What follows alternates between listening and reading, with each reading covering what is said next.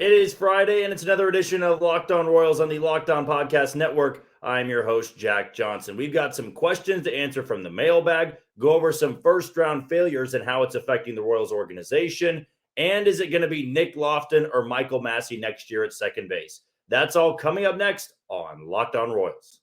You are Locked On Royals, your daily Kansas City Royals podcast, part of the Locked On Podcast Network, your team every day.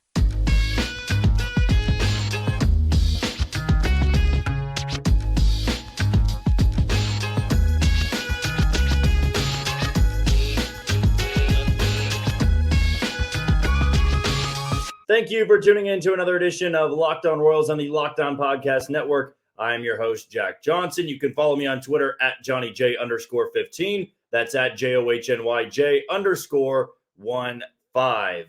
Today's show is brought to you by FanDuel and Jase Medical. So we've got some more coming up on both of them here shortly. We are going to go over FanDuel and you know why you should be going to FanDuel with the football season in the full swing of things. The MLB playoffs coming up. FanDuel is the app to use. As always, you can find our podcast on Spotify, Apple Podcast, Amazon Music, Google Podcast, and on YouTube. We're about 10 subscribers away from 500. So be sure to keep hitting that button, subscribing so you can get content every single day, because that's what we do here on the Locked On Podcast Network. We bring you content every single day. If this is your first episode ever tuning in to Locked On Royals, welcome in. I'm sure at this point of the season, 101 losses, you are a diehard Royals fan, and I am the same. As a lot of us are trying to make our way through the season, the only thing that really puts you through a 100-plus loss season is how honest your fandom is. Do you just show up when this team is good, or do you stick with them when it gets ugly? Well, if you're watching this podcast, I imagine you are sticking with it, because that just shows how much of a true fan that you really are. Not to say that you aren't a true fan if you aren't sticking around, because it's hard to watch a team like this, but always appreciate people interacting, sending questions on Mailbag Fridays.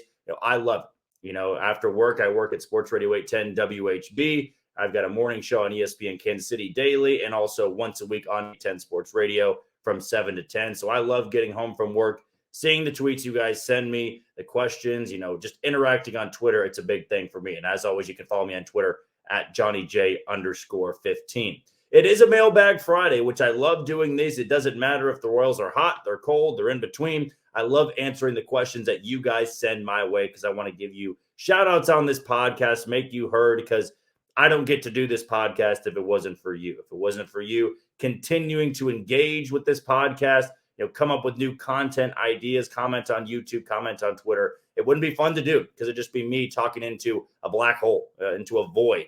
There wouldn't be anything there. And I can only listen to myself talk for so much. Now, when I talk on the radio, talk here, I do want to hear back from some of you. So let's get right into it, not waste any more time with some questions you guys shot me over on Twitter. And a reminder, we do Mailbag Fridays every single week. I will tweet it out on Thursday. So if you want it to be public, just comment on the tweet below.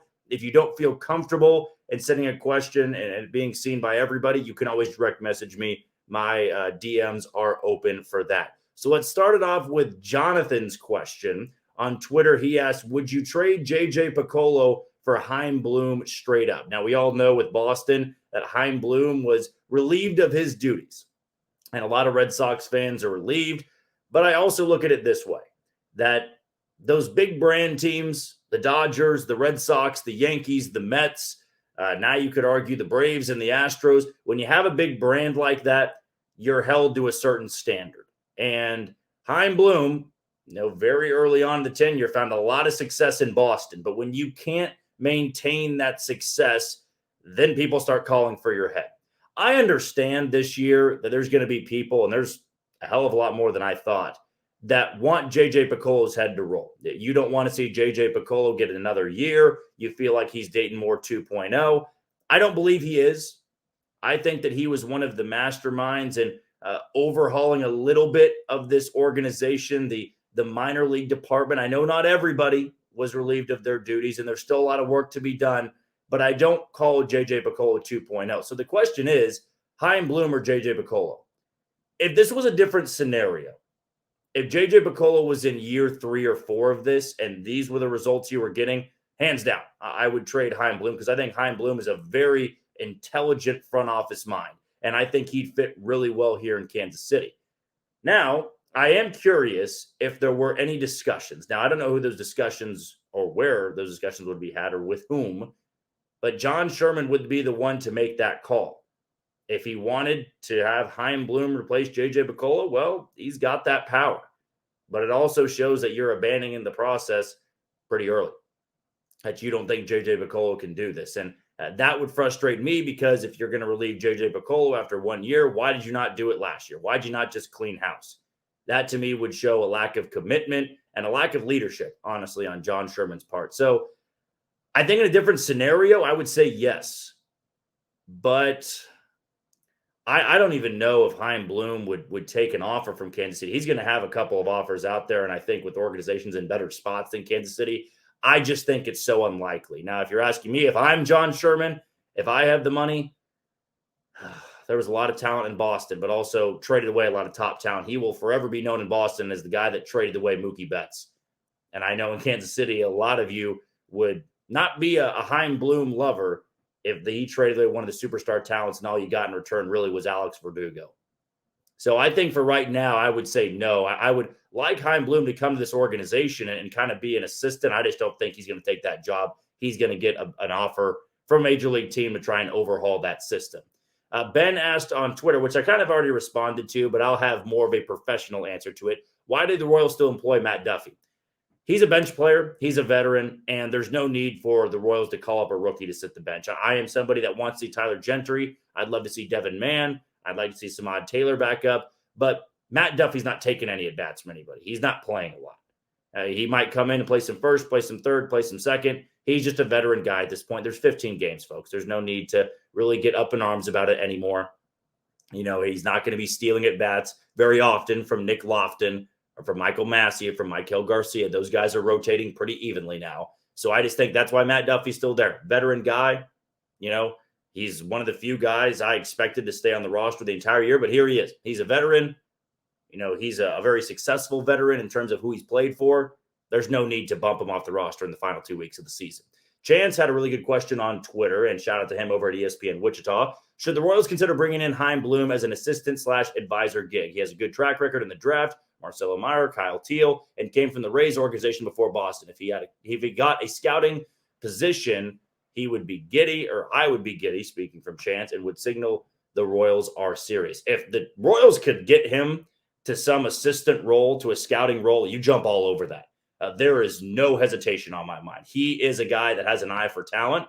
If you want to question what he can do as a general manager, when he's got all that talent, that's another thing. But Boston has been, I would say, competitive. This year has been more of an outlier because what the AL East has looked like. Who would have thought two of the lowest payroll teams would be in first and second place or fighting for an AL East crown by the end of it? You know, Boston and New York are at the bottom. So Chaim Bloom was forced out more so because of circumstance. That Boston doesn't feel like they're a last place team. They shouldn't be losing this many games, and they're about 500.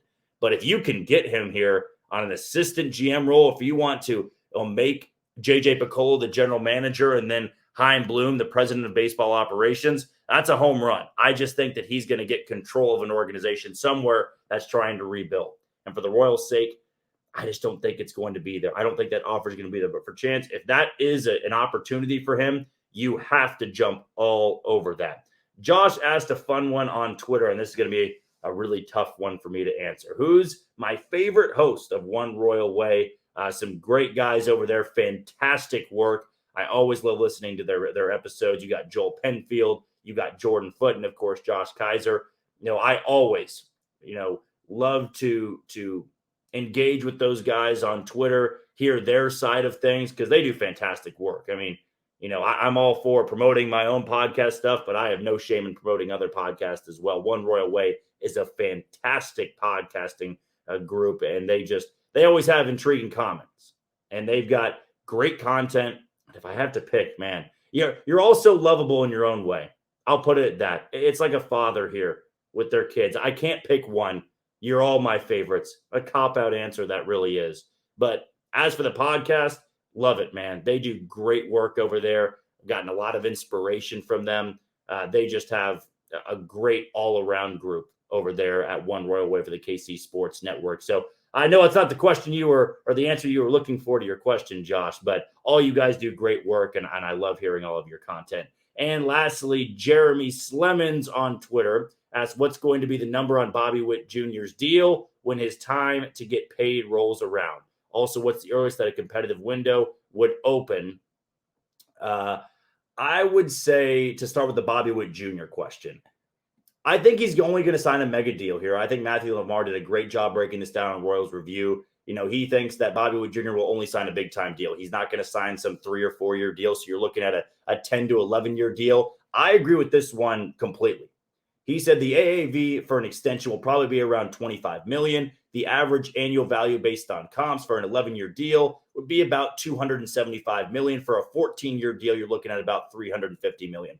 I think it falls in that range. So I am going to piggyback on what Matthew Lamar said. That feels like the likeliest scenario if a contract is to be struck at some point, maybe this offseason or the next. I just feel like that's a likely number here. He's going to be asking high, especially coming off this year. As for a competitive window, so tough to tell right now. Bear farm system, not a lot of talent at the big league level. I think the goal should be to shoot for 2025, maybe 2026 if your rebuild goes according to plan. But a lot of people want to see more competitive games in 2024. Only way that can really happen is spend a little bit of money in the offseason. But I would say you're looking more so 2025 to 2026. So thank you again for the question, Jeremy. And thank you to all who asked all the questions in the Mailbag Friday segment. Keep them coming. I'll always try to answer them on Twitter. I mean, just because I didn't get to them in this podcast, I'll answer you guys on Twitter or in the next edition of Mailbag Friday. We're going to take our first break of the show. When we come back, let's talk about some first-round failures of the Kansas City Royals and where it's put this organization as a whole. That's coming up next on Locked On Royals. You are tuned into Locked On Royals and the Locked On Podcast Network. I'm your host, Jack Johnson. You can always follow me on Twitter at JohnnyJ_15. That's at JOHNYJ_15. Before we go any further, let's give a shout out to one of today's title sponsors in Jase Medical. Modern medical care and treatment are important, but our global supply chains are fragile. Things like pandemics, natural disasters, and foreign travel may cut you off from the treatment you need. Jase Medical is your solution. Just fill out their online form, and one of Jase Medical's board-certified physicians will review it to determine whether your medications are safe and appropriate. Then Jase will send your prescriptions to one of their partner pharmacies where your order will be filled and mailed directly to your home. You can also send your physician a message for answers to treatment-related questions anytime.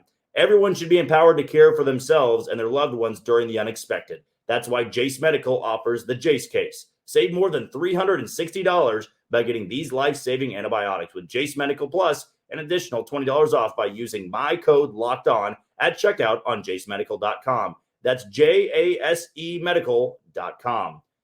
I know that for the majority of this year, we've been wondering, when certain guys are going to debut. When are these guys going to get their chance in the rotation and the bullpen and the lineup? And we saw a handful of guys debut this year. Nick Loftin's one of them. James MacArthur's one of them. We saw guys like Nelson Velasquez make his Royals debut. I know he's not a rookie. Let's go with Logan Porter. Just recently called up to the big league level. Alec Marsh made his debut. We've seen a lot of guys in Kansas City come up here and get their chance to play. Samad Taylor's another one that comes to mind here. And at the end of the day, the Royals can continue to do this. They can continue to open up spots for guys that have been journeymen in their minor league system. The problem is you can't rely on 14th, 15th, 16th round picks to make your organization a hell of a lot better. You can't build a winner off of that. Eventually, you need first-round picks to hit in a row. That's why Baltimore's at 91 and whatever they are. They've won 91 games, first place in the AL East, fighting it out with the Tampa Bay Rays. They hit on a lot of their first-round picks and second-round picks because first-round and second-round picks are supposed to be your gimmies. You shouldn't struggle in making those picks. And the Royals have failed a lot more than every other organization out there. And I just have to go back to the last couple of years. I mean, you've had those years where you question, why did they go with this guy in the first round? You took Aaron Crow back in 2010, I believe it was. Christian Cologne. Maybe it was Crow in 2009 and Cologne in 2010. Now, Cologne, had his impact on a World Series team. So I don't really want to criticize Christian Cologne, but, for being a top 5 pick, didn't really live up to that expectation. Bubba Starling in 2011. You had some hits, Mike Moustakas, Eric Hosmer. Luke Hochevar didn't really pan out to be a 1-1 pick, but he had a lot of success in the bullpen. Then you had years like Hunter Dozier, and you had years like Kyle Zimmer, Ash Russell, and you get further down the line, Nick Prado, Brady Singer. Bobby Witt Jr. really has been your only true hit in the 2010s, I would say. And he was a 2019 first-round pick. Now, some guys turned into something. And when I mean that, I like Brandon Finnegan, who we've had on the show before, trying to find his success again in the independent league for the Kansas City Monarchs. Congratulations to them. They're on their way to the championship series. But Brandon Finnegan was a 2014 round pick, had a big impact on the 2014 team in the postseason. They flipped him the next year for Johnny Cueto. Cody Reed and John Lamb were in that deal. Royals get a World Series with Johnny Cueto. So you feel like that pick, in the end, worked out a little bit. Then in 2020, you take Asa Lacy. Asa Lacy is nowhere to be found. Can't even find him on the back of a milk carton right now. He's just missing. Nobody knows where he's throwing, if he's healthy. No word on him.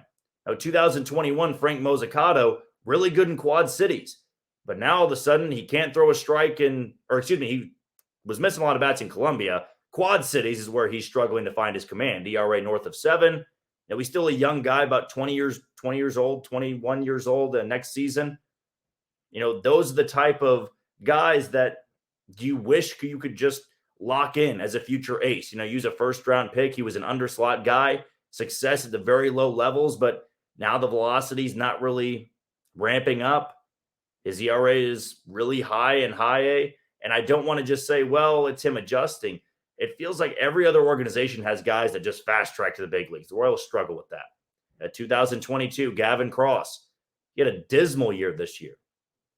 And he gets promoted to AA Northwest Arkansas, not deserving it, just to basically get him out of high A. He couldn't hit worth a lick for the Quad City River Bandits. And then at AA Northwest Arkansas, he played in about 2 games, and I think that was it. Didn't record a hit. Now I think he's sidelined with an illness, or he's just shut down for the year. And then in 2023, you draft Blake Mitchell, and I'm not going to judge a guy on 13 games, but Blake Mitchell is a slug of 147 or less than 200. I know that.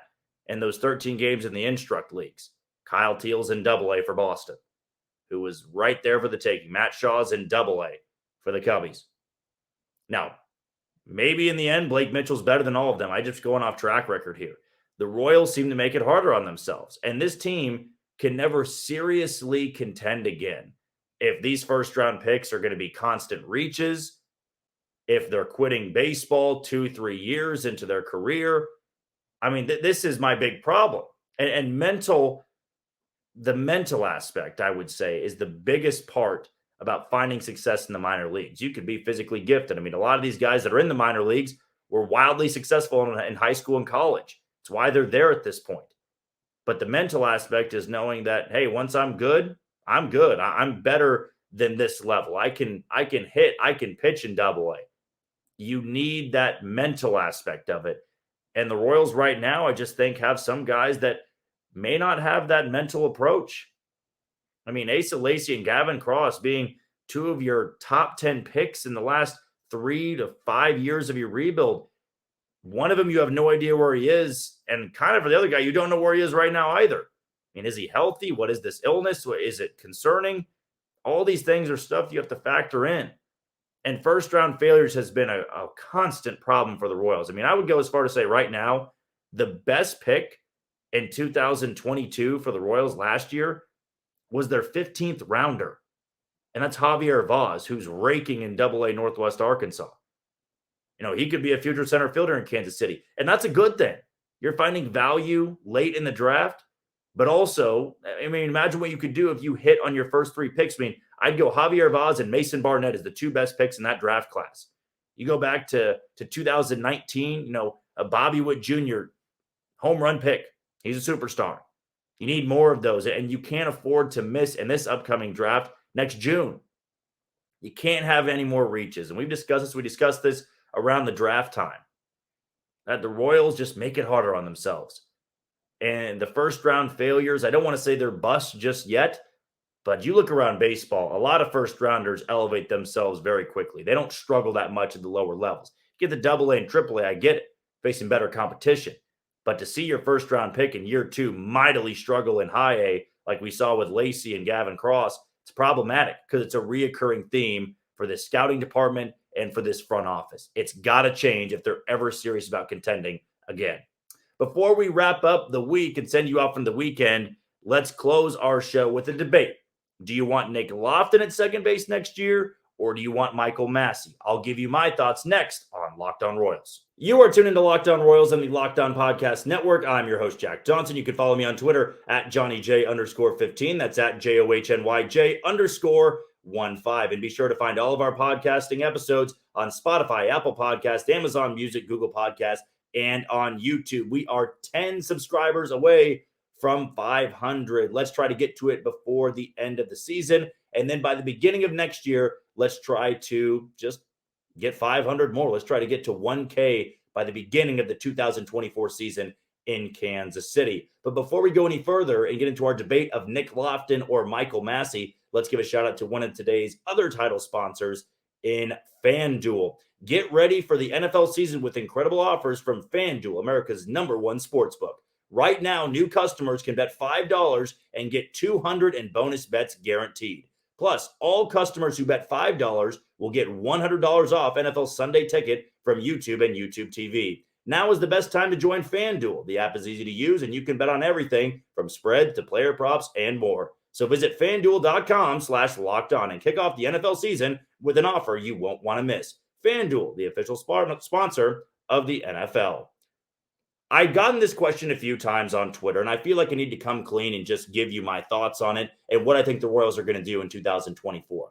I've heard a lot of, is it going to be Nick Loftin or Michael Massey, or what I would do if I was in Matt Quattro's spot to make the opening day pick, as if it should be Nick Loftin or Michael Massey. And I think I've got a very firm answer. I don't think I'm going to budge on this that much, regardless of what happens in the offseason. The Royals have 3 spots solidified on their infield going into 2024. And I think that 4th spot, that second base spot, is all but locked down. You're going to have Michael Garcia at third base, assuming he's healthy. Bobby Witt Jr. is going to be at short. Benny Pasquantino is going to be at first base. No and ifs or buts about it. That is going to be your 3 infielders in those 3 spots. As for second base, you could go with Michael Massey. You could go with Nick Loftin. You could go with Samad Taylor. There's a couple different options you could roll with. The reason I think it's going to go to Michael Massey, and I feel like I've stated this before, whether it was a Mailbag Friday, if I answered it on Twitter, I know I have answered on Twitter before, but I couldn't remember if I put it in a podcast episode. Michael Massey is, I think, what the Royals, in the second half at least, I know he's had his struggles, but this was the type of guy I think they at least hoped he could have been. Not his ceiling, but like Michael Massey had to get to this point. And what you have in Michael Massey is, ceiling-wise, a Gold Glove second baseman, and with a better start to the first half of the season, a second baseman who could run into about 18 to 20 home runs. Now, just blind test here. If I just gave you those numbers, 90th percentile and outs above average at second base, 15 to 20 home runs, I feel like you'd take that. No, to me, Michael Massey feels pretty locked into that spot for opening day next year. I don't think the Royals feel a sense of urgency to move him off that spot. Now, let me be very clear, because I am a big fan of Nick Loftin. Alex over at Royals Farm Report was very high on Nick Loftin, said, he gets the same amount of bats as Michael Garcia had this year. He's probably got the same F-WAR. Like, he's that valuable. Now, I know I'm paraphrasing, so I apologize if I got a little bit of that wrong. But to me, this feels like a guy that really can be a big-time player for the Royals. And we're already seeing through 10 games or so, Nick Loftin is a guy that is putting up some big numbers. I mean, he has not struggled in making that transition. You can criticize me, debate me, and go, oh, it's meaningless game in September. Not to him, and not to some of the teams they've been playing. Was it meaningless to Toronto? It's not meaningless tonight against Houston. It's not going to be meaningless to Houston next weekend. There's been some teams they've played, aside from the White Sox, that needed to win some games. Boston needed a surge, and Nick Loftin debuted against them. The good thing about Nick Loftin is he's not locked into second base. He's playing third base tonight against Houston. One of the last Friday night home games of the year. I believe there's one more after that, and that's New York. I mean, he can play just about anywhere. He's barely got his shot at the outfield just yet. In fact, I don't believe he's played the outfield yet. He can play third. He can play second. He's played first base. He barely had any experience there before getting called up to the big league level. So my, I guess, infatuation with Nick Loftin is that he's kind of a Whit Merrifield. I think he can be a Whit Merrifield with more pop. And you may have a tarnished image now of Whit Merrifield because of his last year in Kansas City. I really don't. I look at what he did, what he accomplished in his time for some really bad Royals teams. If Nick Loftin became that, we all would be celebrating. And he's a first-round guy, so maybe he can break through that ceiling. But Whit Merrifield's a multiple-time All-Star, could play everywhere, and that's what made him like expendable in a good way. I know that's a bad word to say, expendable, because that means we can do without you. I don't really mean it in that way. Maybe I need to find a better word to use. But let's just say you're on the opening day and Nick Loftin's not in the starting lineup. Okay, well, eventually Kyle Isbell's going to get tired. Okay, Nick, go play center field. Eventually Massey's going to get tired. Okay, Michael, you come to the bench. Nick, go out there to second base. Eventually Garcia's going to get worn down. Go out there to third base. Eventually Vinny Pasquantino's going to need a DH one day. I mean, he's a guy that's had 2 injuries in the first years of his career. Nick Loftin, go play first base. You could see Nick Loftin get about 400 to 500 at-bats next year just because there's no spot you can't put him at. He can go play the outfield. He can play right. He can play left. He can play center. And that bat, to me, is good enough to play every single day. So really, it might be a cop-out answer here. But I think I don't need to pick, is it Michael Massey or Nick Loftin at second base? I mean, I'm going to say it's Michael Massey. That's my final answer. But it doesn't mean Nick Loftin's the odd man out. Nick Loftin can be this team's right fielder.